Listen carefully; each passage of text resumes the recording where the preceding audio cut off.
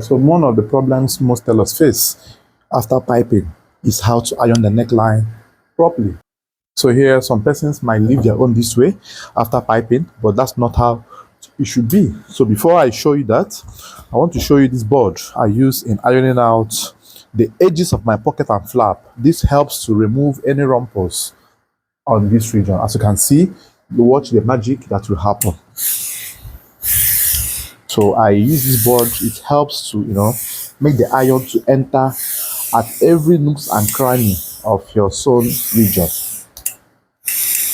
So when you are doing this, make sure your iron has Teflon cover. You see, but it has removed the rumple there. So this board is essential. It's called ironing board. So now, another thing as well, I also use it in my neckline. But before I use it, I iron from the back of the neck, like from the wrong side of the neck. So I place my neckline this way, and then I iron. Now, the reason I am ironing from this form is it helps the neck to relax more from the inside, like this way. It helps the neck to relax more from the inside. So you iron from the back neckline first before you iron from the front, like you iron from this region. So these are one of the tricks I use, most people use. So, but if you don't know, you'll be thinking that their necklines are automatically relaxed after sewing. Most times it's not possible as long as you follow the regular way of piping, except you do turn up a hair. So here, after you iron that one, then you see that it's a bit relaxed. Then you now iron from the front. So at this point, you can now decide to place fabric on top, or if your iron has Teflon cover, that's this stuff here, you can place it directly and you iron.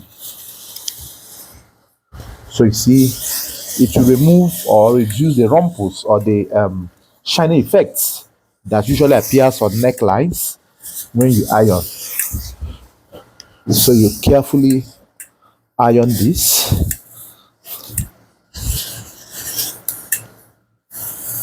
So you carefully iron this. You carefully iron all of this.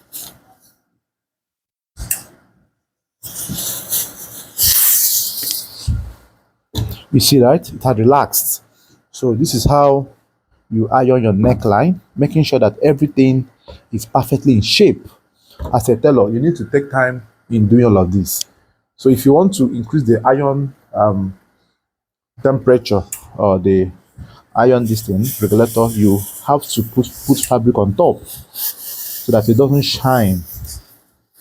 But your Teflon cover is there to always help you do the magic, right?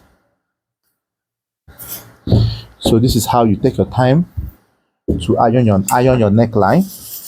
Your neckline cannot relax this way if you do not iron it. So you iron. You see how your neckline is now relaxed. So this is how it should be. You also place this board this way and iron the flap region. Once you have sewn your flap, you iron. Though I have ironed this before, I just want to show you.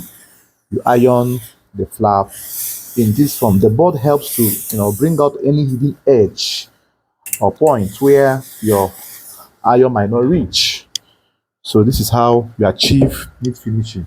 You can now use your scissors and trim any threadings on the neckline that did not relax well. The threadings were cutting when I was sewing, so you carefully trim every point. You can use your cutter, that small cutter or lighter and burn, but be careful when doing the lighter so that you don't end up spoiling your outfit.